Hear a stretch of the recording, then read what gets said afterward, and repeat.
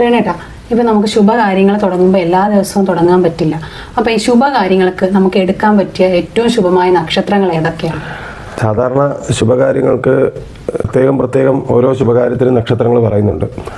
എന്നാലും പെട്ടെന്ന് നമുക്ക് എടുക്കാവുന്ന നക്ഷത്രങ്ങൾ ശുഭകാര്യങ്ങൾക്കുള്ളതിന് ഊൺ നക്ഷത്രങ്ങൾ എന്നറിയപ്പെടുന്ന ചോറൂണിന് എടുക്കുന്ന 16 നക്ഷത്രങ്ങളുണ്ട്.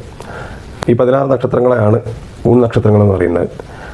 അപ്പോൾ ഇത് നമുക്ക് പെട്ടെന്നൊരു സാഹചര്യം വന്ന് നമുക്ക് മറ്റൊന്നും നോക്കാൻ പറ്റിയില്ല എന്നുണ്ടെങ്കിൽ ഈ ശുഭനക്ഷത്രങ്ങൾ വെച്ച് നമുക്ക് കാര്യങ്ങൾ ചെയ്യാം.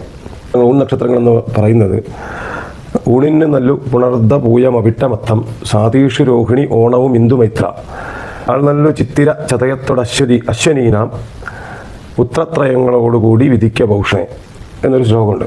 അതായത് ഊണിന് നല്ലു പുണർദ പൂയം അവിട്ടം അത്തം, പുണർദം പൂയം അവിട്ടം അത്തം സാതീഷു രോഹിണി സാതീഷു രോഹിണി ഓണവും ഇന്ദുമൈത്ര തിരുവോണം മകീരം അനിഴം നാൾ നല്ലു ചിത്തിര ചതയത്തോട് അശ്വനീന ചിത്തിര ചതയം അശ്വതി ഉത്രത്രയങ്ങളോടുകൂടി വിധിക്ക ഭൂഷണേ. ഉത്രത്രയങ്ങളെന്നറിയപ്പെടുന്ന ഉത്രം ഉത്രാടം ഉത്രട്ടാതി വിധിക്ക ഭൂഷണേ. പൗഷ്ണേ എന്നറിയപ്പെടുന്ന നക്ഷത്രം രേവതിയാണ്.